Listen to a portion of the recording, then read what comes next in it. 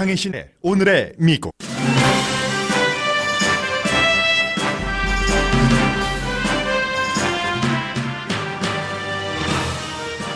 미국 역사상 처음 선거철에 경제가 좋아도 대통령 인기는 나쁠 수 있다는 게 증명되고 있다고 블룸버그 뉴스가 전했습니다.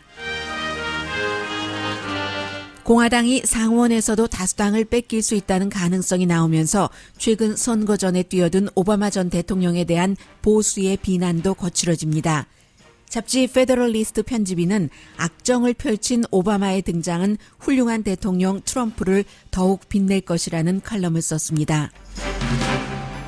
트럼프 대통령은 중간선거 이후 민주당이 다수당이 되고 탄핵 절차가 시작되면 자신의 재선 가능성이 더욱 높아질 것으로 본다는 엑시오스의 보도가 눈에 띕니다.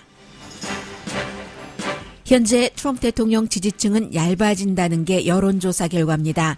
관세 부과 정책 이후 시골의 농부와 공장 근로자 사이에 트럼프 지지율이 크게 내려갔다고 퀴니피악 조사팀이 분석했습니다. 폴 매나포트 전 트럼프 선거대책본부장이 돈 세탁 혐의 등 2차 재판에서는 검찰에 협조할 가능성이 높은 것으로 알려졌습니다.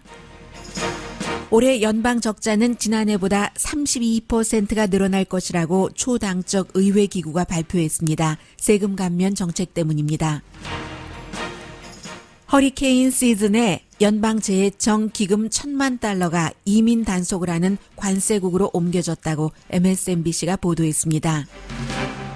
아일랜드 정부는 예정됐던 트럼프 대통령의 11월 방문 취소 통고를 받았다고 발표했습니다. 그런데 백악관은 아직 조율 중이라고 말합니다.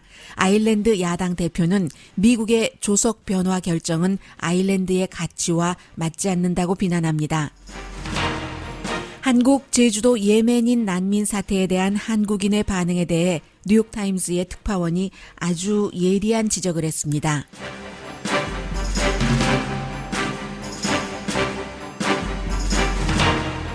여러분 안녕하십니까? 오늘의 미국 강혜신입니다.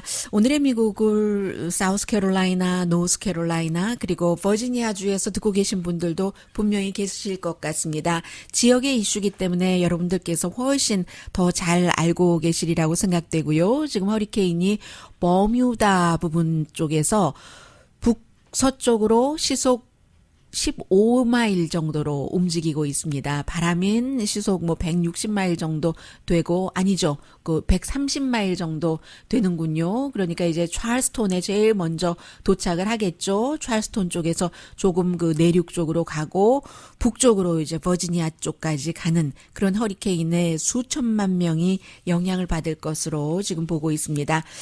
전반적인 미국의 오늘 뉴스는 이제 노동절 연휴가 끝나면서 선거 쪽으로 가고 있는데, 어제도 퀴니피악 여론조사 결과를 지적을 해드렸습니다만은 그 퀴니피악뿐만이 아니라 미국에서 띵크탱크가 많이 있지만 그 가운데서 대표적인 보수 띵크탱크 아메리칸 엔터프라이즈 인스티튜트가 있습니다.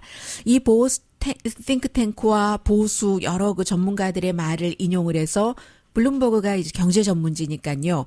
경제가 이렇게 좋은데 왜 대통령의 인기가 오히려 내려가는가, 이런 것이 역사상 처음 있는 일이라고 지적을 하고 있습니다. 이제 두 가지 제가 써놓고도 두 가지가 아니라요. 2명의 기자가 이 내용을 취재를 했는데, 공화당에 문제가 되는 것이고 대통령의 지지율이 낮다는 것은, 물론 공화당에서는 설령 대통령의 지지율이 조금 낮더라도 공화당이 민주당에게 투표할 리는 없다. 중간선거에서 아무 문제 없다. 블루 웨이브는커녕 레드 웨이브가 불 것이다라고 얘기하고 있는 공화당 지지자들도 많이 있습니다만, 그 말은 조금 공허하게 들리기도 하고요. 그것보다는 블루 웨이브인 것까지는 모르겠습니다만은 민주당 쪽에 좀 유리한 바람이 불고 있는 것만은 현재로서는 분명하다고 말씀드릴 수 있습니다. 워싱턴에서 서커스가 지금 펼쳐지고 있다라고 표현을 하고 있는데, 여러 가지 이슈, 밥 우드워드의 책이 생각했었던 것보다도 훨씬 책을 읽은 사람들은 우드워드라는 책의 저자를 말을 많이 믿는 것으로 오늘 폴리티코는 보도를 하고 있는데, 다시 경제로 돌아가면은요, 보통 선거철이 되면은 경제가 가장 중요한 이슈가 되죠. 그리고 이제 우리가 모두 경제적인 동물이니까요. 챙길 수밖에 없는데, 블룸버그 뉴스도 소비자들에게 물어본 결과 소비자들도 우리 가정도 저쪽 집만 얘기하는 게 아니라 우리도 경제가 좋다는 느낌이 있고 실제로 조금 오른 것 같기도 하고 이렇게 답하면서도 트럼프 대통령의 지지율을 끌어올려지지가 않는 거예요. 그게 거기에 대해서 지적을 하고 있는데 어제 퀴니피악 여론조사 결과 대통령의 정직성을 사람들이 상당히 문제를 삼았는데 마찬가지입니다. 아메리칸 엔터프라이즈 인스티튜트라는 보수적인 띵크탱크의 전문가인 캐릴 바우맨 씨도 마찬가지 얘기를 하고 있습니다. 그래도 밝은 부분이 있기는 있어요.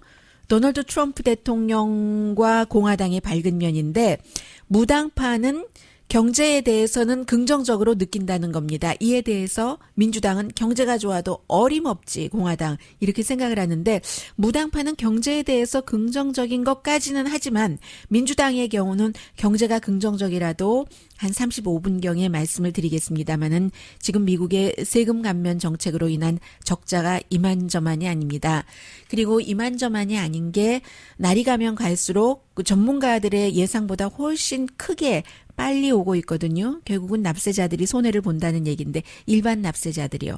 그 정도 손해는 큰 부자가 세금 감면으로 이득 보는 것은 당연히 이렇게 플러스 마이너스 되고도 남으니까 그렇다 하고 보통 사람이나 가난한 사람에게는 이 세금 감면 정책이 여러 가지로 크게 어려움을 주는 것만은 분명합니다. 그 부분은 뒤에 말씀을 드리겠고요. 그래도 기본적으로 무당파는 경제에 대해서 긍정적으로 보고 있는 것까지는 하는 겁니다. 그런데 그렇다고 해서 이 무당파의 대통령을 좋아하는 그 지지율이 올라가느냐? 오히려 이 부분은 조금 내려간다고 그렇게 볼 수 있는 거고요. 블룸버그 뉴스니까 블룸버그 뉴스 하면은 마이클 블룸버그가 창업을 했고 경제 전문지이기는 하지만 월스트리트저널처럼 트럼프 대통령을 지지하지는 않는다. 이렇게 딱 그 마음을 깔고 그 돗자리 위에 앉아 계신 분들이 계시기 때문에 제가 또 페더럴리스트의 오바마 대통령을 강력하게 비난하는 편집인의 칼럼을 소개를 해드리겠습니다. 페더럴리스트는 오늘의 미국도 저도 요즘은 더 많아졌어요, 일이. 일이라고 생각하지 않고 재미있게 보니까 다행입니다만은 전반적으로 전통적인 매체는 다 보고 전통은 괜히 전통인 게 아니잖아요. 대단한 영화 시리즌 케인 닥터 집하고 이런 영화 아라비아의 로렌스 이 같은 쿠어바디스 누구를 위하여 종은 울리나 이런 것이요. 또 무기여 잘 있거라. 이것도 처음 만들어진 그런 것들이 계속 팬을 지키고 있는 것은 가치가 있기 때문이죠. 저도 가치가 있기 때문에 이 트럼프 대통령을 지지하시는 분들이 뭐라고 하시던 날마다 저는 월스트리트저널 뉴욕타임스, 워싱턴 포스트 다 읽습니다. 플러스 The Federalist라는 불과 2013년도에 만들어진 매체예요. 아주 보수적인 그런 잡지죠. Federalist의 편집인인 데이빗 할산이 씨.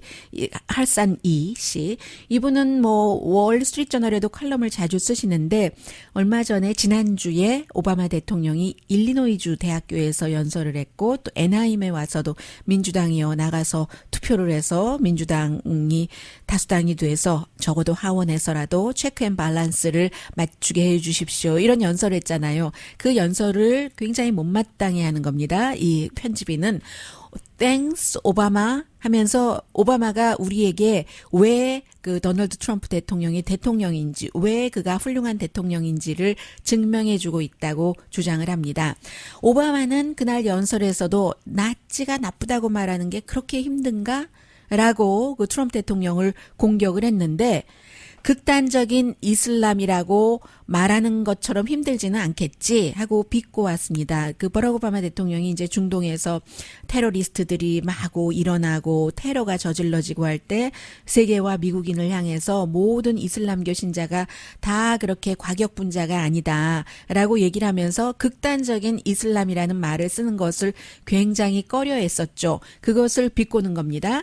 그리고 또 하나 이제 그 루이스 파라한과 만나는 것보다는 쉬울 수도 있다라고 얘기를 합니다. 왜냐하면 오바마 대통령이 연방 상원의원이었던 2005년도에 그때 블랙이잖아요.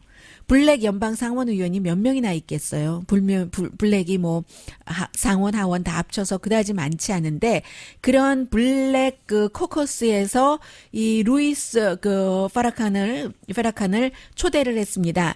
루이스 페라칸이 흑인 무슬림 단체 이슬람 국가를 이끌었고 때로는 이제 그 폭력도 그 활용을 해야지 된다고도 얘기를 하고 왜냐하면 이 사람은 그 백인 우월주의에 강력하게 반대를 하고 그러면서 유대인에게도 반대를 하죠. 그래서 유대인들이 굉장히 싫어하죠. 그때 의회에 이 사람이 초대가 돼서 왔었을 때 뭐 다른 여러 사람들과 함께 사진을 찍었었습니다. 그것을 이제 다시 한번 그 공화당 사람들에게 상기를 시키는 거예요. 하면서 오바마는 뭐 어쩌면 그 수백 명의 병든 백인 우월주의자가 세계에 퍼진 이데올로기 그 운동보다 위험하다고 생각하는지도 모른다. 그러니까 이 그 편집인은 이슬람교의 그 극단적인 그런 행위가 훨씬 더 중요하다. 미국에 불과 얼마 되지도 않는 백인 우월주의자보다 이렇게 얘기를 하면서 트럼프 대통령을 방어를 했습니다. 오바마는 스스로 굉장히 경건한 듯이 연설을 하면서 본인도 대통령일 때 팍스 뉴스에 대해서 불만을 많이 말했지만 팍스를 문을 닫게 한다던가 그런 위협을 한다던가 팍스 뉴스가 국민의 적이라고 하진 않았다라고 얘기를 했는데 하는 식으로 컬럼을 이어가고 있습니다. 우리가 물론 그 트럼프 대통령의 과장을 자주 듣지만 또 파괴적이고 언론을 공격하고 뭐 CNN을 뭐 피 묻은 뭐 밟고 뭐 이런 거 많이 있잖아요. 그리고 뭐 백악관에 출입 금지를 시키고 하는 그러나 트럼프 대통령은 아직 표현의 자유를 위협하는 권력 남용을 한 번도 해보지 않았다. 오바마가 훨씬 위험한 행위를 많이 했다. 또 특정 국가에 사과나 하고 다니고 또 뭐가 오바마가 팍스에 얼마나 그 불만이었는가 이런 부분에 대해서는 램 임마뉴엘 지금 시카고 시장인데 삼선 돈 많이 모아놓고 안 나온다고 선언했죠. 또 데이비드 엑셀로드 백악관에서 일했었고 지금은 CNN에서 커멘테이터로 일합니다.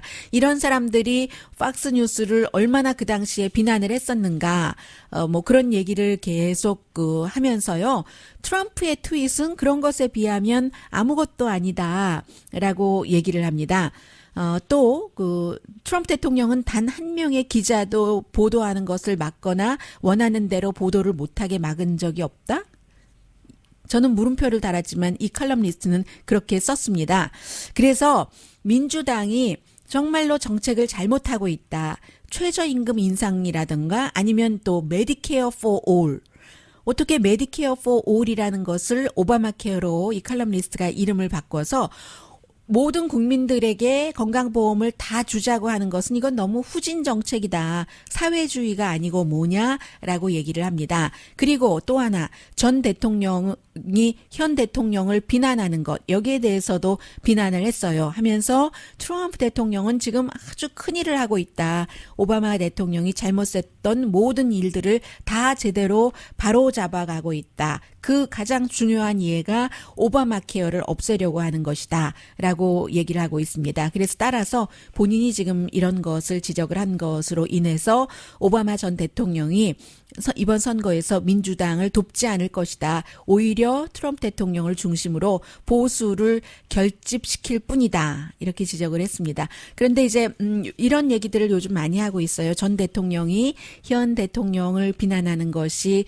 미국에서 전례 없는 일이다. 네, 맞습니다. 전례 없는 일입니다. 일리노이 대학교에서 연설을 할 때 처음으로 버락 오바마라는 이름까지 얘기를 했고 그런데 이제 한 가지 이런 것은 생각해 볼 수도 있겠죠.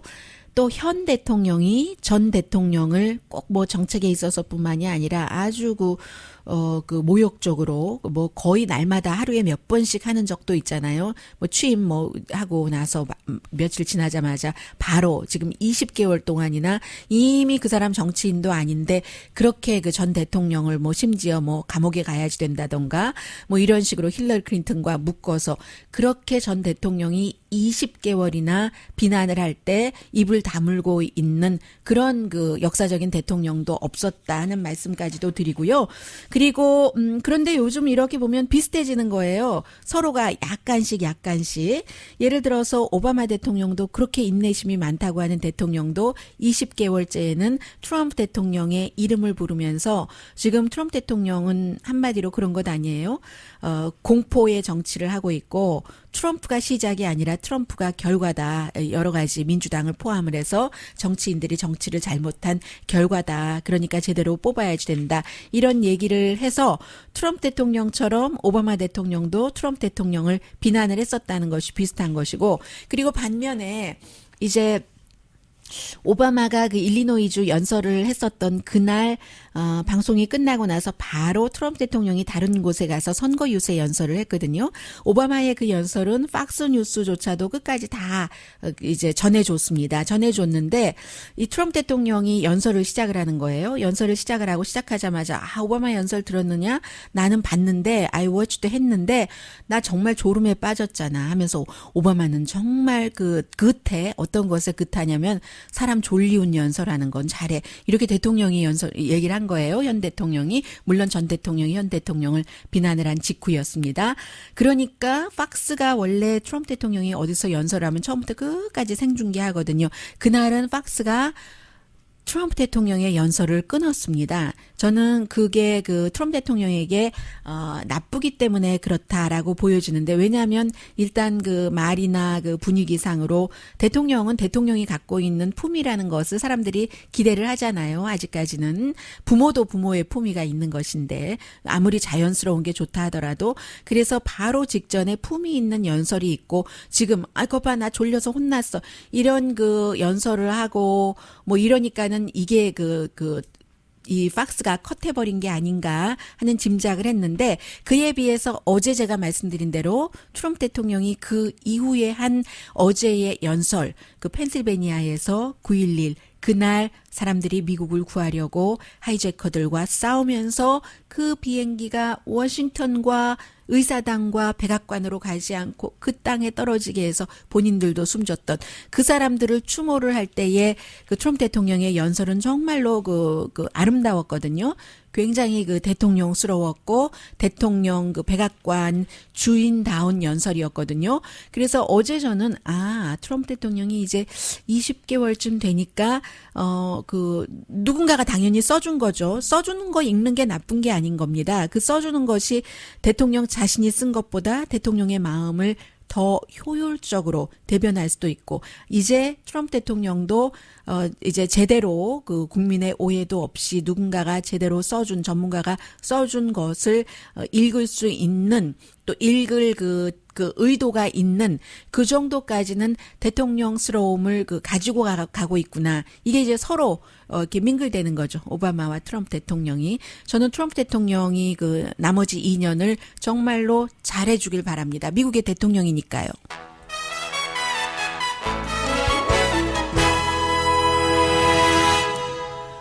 잠시 뒤에 탄핵 절차가 나한테 더 좋아라고 얘기하는 그 트럼프 대통령의 여러 가지 그 분위기 등도 전해드리고 그리고 여기까지는 얘기할 수 있습니다. 뭐 많은 사람들이 그 한국의 그 제주도의 예멘 난민에 대해서 특히 미국에 이민으로 와서 살고 있는 그 코리안 아메리칸들은 우리들도 뭔가 그 한국보다도 그 본인의 그 시절의 여러 가지 미래가 더 나을 수도 있다고 생각을 해서 미국으로 이민 온 사람들이 많고, 그렇게 해서 개척을 해서 아주 뭐 훌륭하게 미국에서 살아가시는 분들도 계시고, 거기까지는 얘기할 수 있잖아요. 그리고 또 하나, 6.25 그 당시에 한국 사람들을 난민으로 많이 좋은 대우를 해줬던 수많은 국가들이 있다. 여기까지 얘기할 수는 있습니다.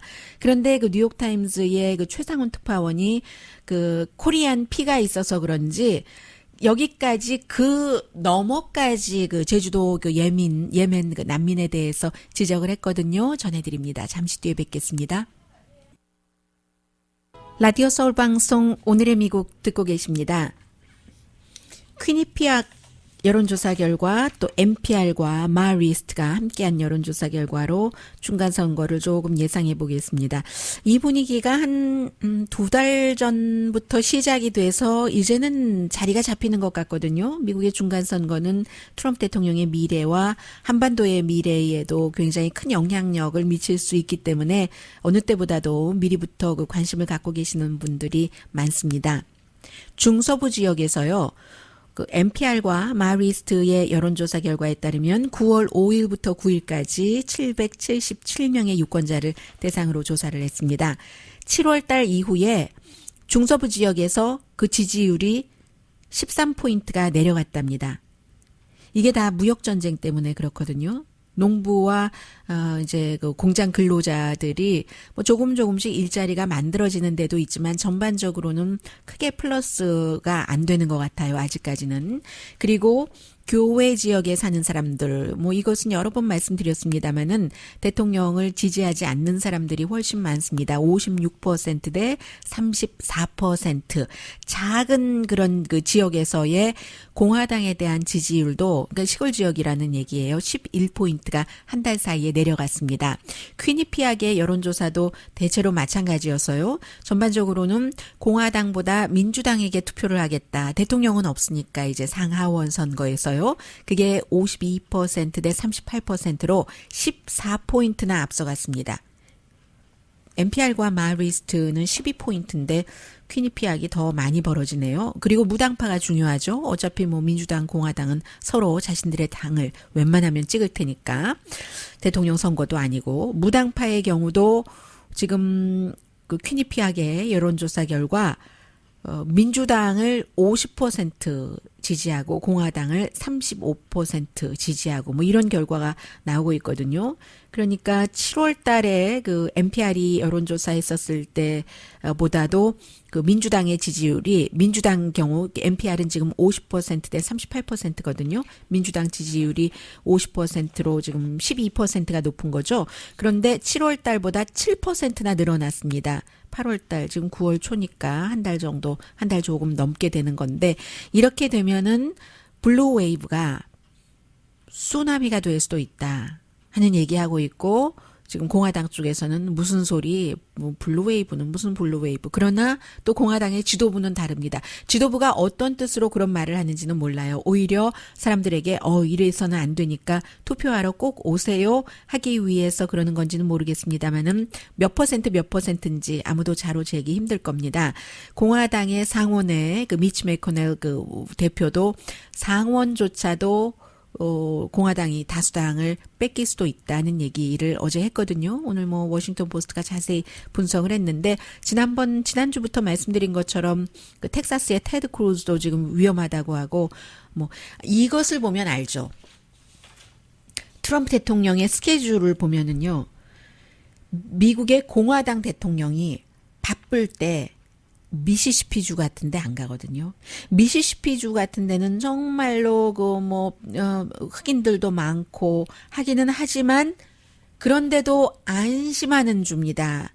그곳에 뭐 복음주의도 있고 해서. 그런데 거기 가서 선거 유세를 한다는 것은 그만큼 이제 위험하다 하는 뜻으로 보시면 되고요. 그러나 아직까지는 전반적으로 쭉 합산을 해보면 상원을 뭐 민주당이 다수당이 된다 하는 것은 크게 가능성이 높지는 않아 보입니다. 하원에 대해서는 이제 그 어느 정도 민주당이 다수당 하는 쪽이 훨씬 많으면서 그렇게 굳어지는 게 아닌가, 굳어졌다는 건 아니고요. 그 정도로 되는데 이 정도 나오니까 이 트럼프 대통령이 주변 사람들한테 요즘 하는 얘기래요. 그 엑시오스가 보도를 하고 있는데 탄핵 과정이 시작이 되면은 오히려 나는 어차피 2020년에 재선 나갈 거니까 지금 뭐 다 준비를 하고 있잖아요. 등록 같은 것도 할 수 있는 거는 하고 그게 나를 돕는다고 얘기를 한답니다. 왜냐하면 본인이 피해자처럼 보이니까. 그래서 탄핵 자체는 원치 않고요. 왜냐하면 대통령이 그 워낙에 또 애고가 강하고 이런 사람이기 때문에 그런 것을 용납을 할 수가 없죠. 그 엑시오스의 얘기예요. 그래서 그리고 실제로 그 탄핵 과정이 시작되면은 트럼프 대통령의 말대로 트럼프 대통령을 도울 수 있다. 그게 맞을 수도 있다고 생각하는 사람들도 많습니다. 민주당의 역풍일 수 있다. 민주당 내부에서도 그렇게 얘기하는 사람들도 있어요. 그리고 항상 그때마다 예전에 역사를 예로 들죠. 근데 요즘은 예전의 역사가 잘 맞지도 않고 너무 빨리 변하니까 특히 빌 클린턴 경제도 좋았었고 그런데 98년도에 탄핵한다고 하니까 그때 이제 중간 선거에서 이제 사람들이 그 민주당을 막 그 지원도 해주고 했었는데 그런데 그때는요. 이게 있습니다. 탄핵에 반대했었던 탄핵을 원했던 사람이 36%였어요.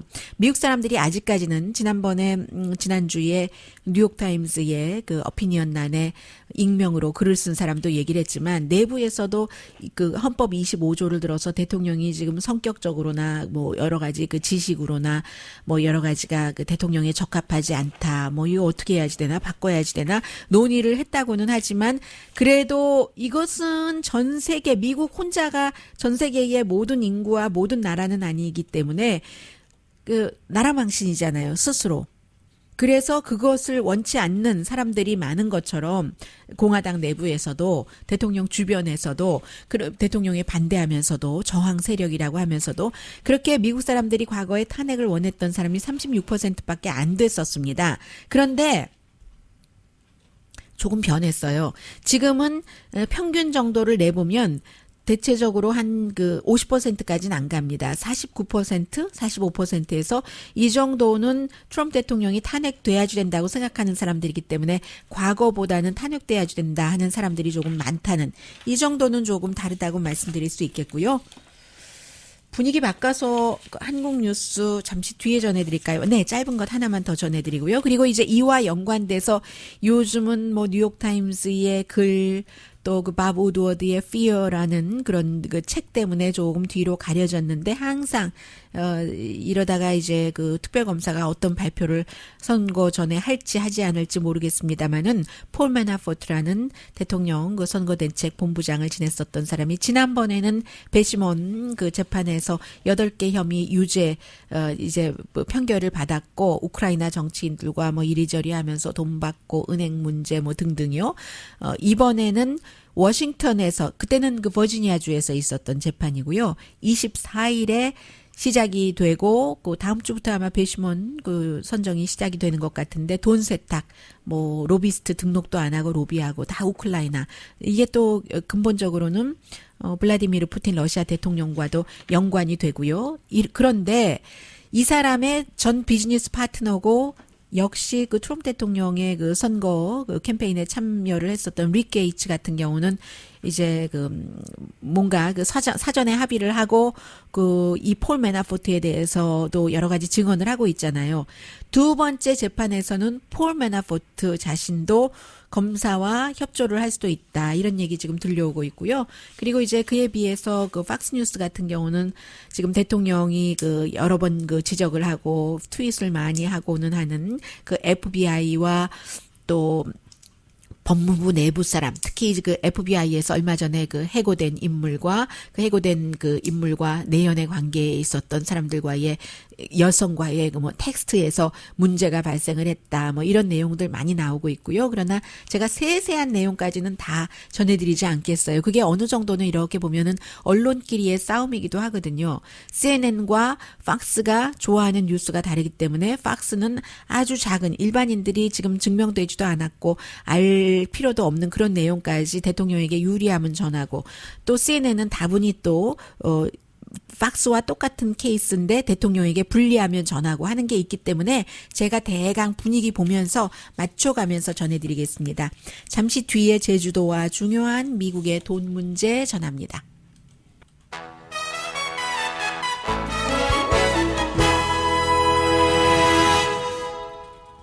라디오 서울 방송 오늘의 미국 듣고 계십니다. 당초 2020년이 돼야지 이 세금 감면으로 인한 이제 그 수입 줄어드는 것이요. 연방 적자 1조 달러가 될 것이다 했는데 오늘 그 의회의 그 초당파적인 예산국이 아주 나쁜 뉴스를 전해주고 있습니다. 올해 말이 되면은 1조 달러 세금 감면으로 인한 그런 그 연방 그 적자가 1조 이상이 될 것이다라고 얘기를 했거든요. 11개월 동안 약 9천억 달러, 그리고 이제 그 합쳐서 1조 달러가 된다는 건데, 2017년 지난해보다 그러면 연방 그 예산 연방 적자가 32%가 줄어드는 겁니다. 늘어난 겁니다. 지난해 12월 달부터 크리스마스 선물이라고 하면서 세금 감면 혜택을 줬었잖아요. 그런데 이제 이렇게 세금 감면 때문에 그래도 전체적으로는 세금이 조금 늘어나기는 했어요. 일반 사람들, 개인들의 세금이 약 1,000억 달러가 늘어났는데 늘어나면 뭐합니까? 기업에 주는 세금이, 기업은 얼마 숫자가 되지도 않을 텐데 뭐 얼마가 늘어나요? 700억 달러가 줄어들었나요? 그렇게 됐기 때문에 결국은 세입은 겨우 1% 늘어났는데 그에 비해서 전체적인 그 국가의 예산은 7%가 늘어났습니다. 뭐 이민 관세국 같은데 그 국방 예산 같은 것을 많이 늘렸잖아요. 그래서 결국은 이렇게 예상했었던 것보다도 훨씬 빨리 미국의 연방 적자가 크게 이제 불어난다는 겁니다. 이것이 경제가 좋다 하는 것을 처음에 말로 수치로 알게 됐고, 그리고는 조금 더 아는 사람들은 이 부분을 아는 거죠. 세금 감면 혜택으로 보통 사람들, 내가 혜택을 받은 게 아닌데 큰 부자나 기업이 너무 많이 혜택을 받았는데 그로 인해서 연방 적자가 크게 늘어나니까 이걸 누구 돈으로 막지? 그럼 또 세금으로 막아야지 되고, 그럼으로 인해서 돈을 여기서 빼고 저기서 빼고 하면서 사회복지기금은 많이 줄이는 거고요. 소수 인종 그 커뮤니티에 돌아오는 돈도 많이 줄어들고 있고요. 이런 것들이 이제 장기적으로 그 사람들이 점차 알아나가게 되는 거죠. 또 그러기 전에 정치인은 거기에 따른 대책을 마련을 하려고 열심히 노력을 할 테고요. 오늘 그 뉴욕타임스가 보도를 한 예멘 그 난민에 대해서는 여러분들께서 뭐 거의 알고 계시는 내용인데 제가 뒤에 한마디를 말씀드리기 위해서 대강 전해드리자면, 따뜻한 환영을 기대했었던 제주도에 갔었을 때 그런 예멘 사람들의 생각이 틀렸다. 뭐 사진이 여러 장인데요. 뭐 국민이 먼저다. 어린아이 손잡고 그 시위하는 젊은 엄마도 계셨어요. 비 오는데도 우비를 입고, 그러니까 그게 누군가가 어디선가 그 기획을 한 거죠. 자발적으로 한 사람 몰린 건 아니고, 비 오는 날 똑같은 모양의 똑같은 노란색 우비를 입고 시위를 하던데 세계 난면이 몰려온다. 국민 먼저 챙겨라. 뭐 이런 그 내용들이에요. 그래서 37살의 예멘에서 그 저널리스트였다고 하는데, 이 난민은 예멘에 숨어도 안전한 곳이 없습니다. 그렇게 얘기를 하고, 또 5월 달에 도착을 했는데, 도착하자마자 뭐 가짜 난민 쫓아내자 뭐 이런 그 청원 서명해서 대통령이 또 뭐 좀 철저히 조사하겠습니다라고 얘기를 하고 했는데, 문재인 대통령도 사실은 그 전쟁통에 난민으로 남한으로 오고 한 그 어머니 아버지 그 아들이기도 하고, 그런 얘기를 이제 쭉 전하면서 왜 그 제주에 비자가 없어서 난민이 몰려간다. 결국은 제주에 비자가 없었던 것이 2002년도에 시작됐는데 돈 많이 벌기 위해서 관광객, 특히 중국에서 오는 받기 위해서 비자를 노비자로 하니까 이런 일들이 있게 됐고, 그리고 나서 또 대통령이 그 정부 차원에서 예멘은 그 비자를 필요로 하는 곳으로 바꾸고, 제주도가 예멘 사람들의 입장에서는 최고의 그 옵션이었는데, 한 예멘에서 농업 관계자로 일하다가 와이프와 뭐 자녀들, 딸들과 같이 온 그런 그 남자분이 43살의 난민이 얘기를 하고 계세요. 예멘에는 언제나 그러니까 폭격이 끊이질 않는다는 얘기죠. 물도 없고 전기도 없고 쟠도 없고 학교도 없고 아무것도 없는 그런 나라에서 우리가 살 수가 없으니까 여기 온 거다라고 하고, 한국의 입장에서는 단일 민족을 얼마나 강조를 하고 있어요. 그러다가 이제 세계의 뭐 인권 이런 분위기, 잘 사는 나라 뭐 이런 손가락질 같은 것이 있으니까 조금씩 이제 난민이 늘어나서 2014년도에 2,896명이었다가 지난해에는 9,942명이고, 그 가운데 뭐 1년 동안에 뭐 예멘 난민이 올해 뭐 한 560 몇 명 정도 되죠. 그런데 그 난민에 대해서 싫어하는 사람들이 여성을 성노예로 삼는다, 이슬람교도는 때리고, 뭐 시위대의 70세 할머니가 뉴욕타임스 특파원에게 한 얘기예요. 반이슬람익적인 그런 얘기를 굉장히 많이 하셨고, 그런 등등의 얘기요. 그런데 이 최상원 특파원이 무슨 얘기를 하냐면요. 1940년대 말부터 한국전 당시까지 제주 사태가 있잖아요. 4.3 사태가.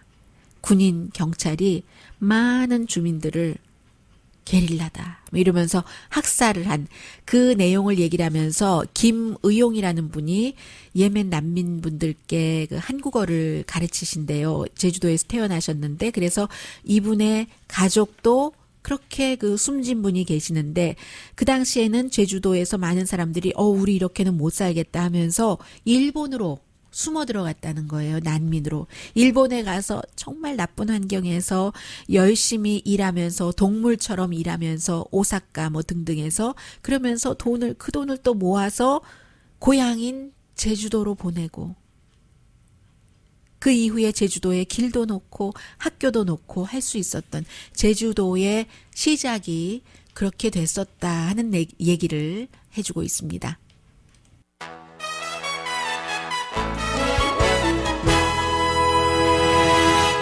라디오 서울 방송 오늘의 미국 듣고 계십니다.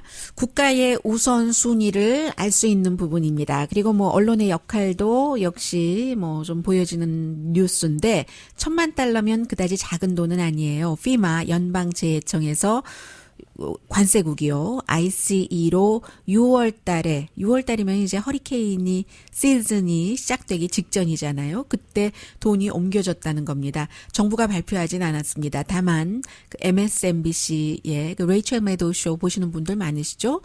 이제 그 쇼에서 민주당인 그 오레곤주의 상원 의원이 제프 머클리 의원이 쭉 그 인터뷰를 하고 얘기를 하고 했어요. 자료도 보여주고 $980만 정확하게는 그렇게 옮겨졌는데, 이게 이제 이민관세국으로 옮겨진 것은 엄마와 아이들 떼놓는 그런 그 아빠와 아이들이 될 수도 있고, 지로 그 토로런스 거기 집행을 하는데 쓰기 위해서 그런 겁니다. 국토안보부 대변인이 처음엔 아니라고 했어요. 아니라고 하니까 이 상원 의원이 자료를 쫙 그 제시를 했습니다. 하이라이트까지 해서 돈이 어떻게 옮겨졌는가 하는 그 경로를요. 그렇게 해서 6월 달에 옮겨졌다는 것이 이제 드러난 거고, 이 정도 되면은, 이 정도의 그 규모의 크기의 돈이면 대통령이 의회에 말을 했었어야지만 된다라고 얘기를 하고 있고, 대통령은 지금 사우스캐롤라이나 쪽으로 이제 그 허리케인이 가고 있는데, 엄청나게 크고 큰 거 좋아해요. 엄청나게 비를 많이 뿌릴 것이다. 그런데 걱정하지 말아라. 다 준비됐다. 의회가 돈 다 줄 거다. 선택할 여지가 없을 거다. 뭐 특별비를 또 이제 또 끌어다 쓸 수도 있고 하는 것 아니겠어요? 그런 얘기를 그 하고 있습니다. 그래서 언론이 없으면 미국에서도 또 이런 일들이 잘 그 드러나지 않기도 하고요. 오늘의 미국은 전문가가 추천하는 이민법, 가정법 전문 재인정 종합법률사무소, 편한 마음으로 맡기면 모든 치아 문제를 해결하는 이 편한 치과, 명품 하나가 생활을 바꿉니다. 로랜드, 서버 호스팅, 코로케이션, 글로벌 디도스 보안 서비스는 VLAN24가 최고입니다. 자동차 에어컨 점검과 수리 최저 가격을 보장하는 타이어스 포유 공동폰이었습니다. 10시에 좋은 아침, 좋은 하루 방송됩니다. 국가가 이제 다른 국가를 처음으로 방문을 하는데 그 방문을 취소한다고 아일랜드에서 통보를 받았습니다. 미국으로부터 트럼프 대통령. 이제 프랑스 11월 11일 1차 대전 휴전 기념일 간다고 했었잖아요. 거긴 가는데 스케줄상 못 간다고 통보를 해서 아일랜드에서 그렇다고 발표를 했는데 백악관에서는 또 아직 조율 중이다라고 얘기를 해요. 그러니까 아일랜드의 그린당의 대표가 무슨 나라가 그리 아침 저녁으로 바뀌어 기후변화, 여성권리, 국제관계 모두 다 아일랜드하고는 안 맞네? 강희신이었습니다.